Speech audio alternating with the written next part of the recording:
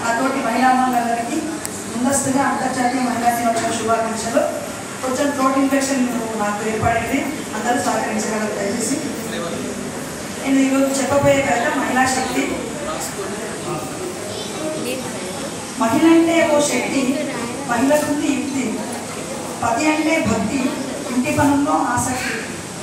మహిళ అంటే కాదు భారం, మహిళ అంటే ఓ వరం, మహిళే జగతికి ఆధారం, మహిళ లేకుంటే అంధకారం.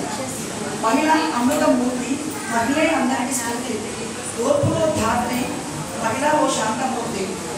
ఓ మహిళ నీవు అబల కాదు సబల, కామాంతలను వాయించాలి నీవు తబల, నరరూప రాక్షసులను అంతమొందించాలి అపరకాలిగా, ఉన్మాత్రను ఉద్దించాలి ప్రమాదుగా, యాసిడ్ దాడులను ఉప్పుమాపాలి అపరచేతిగా, ఆకతాయిన ఆడడాలను ఏర్పారేయాలి అది శక్తిగా.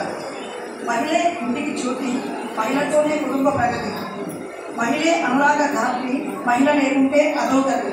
అందుకే సమస్త జనులారా మహిళల్ని గౌరవించండి, మహిళ గొప్పతనాన్ని గుర్తించండి. ధన్యవాదాలు అందరికీ.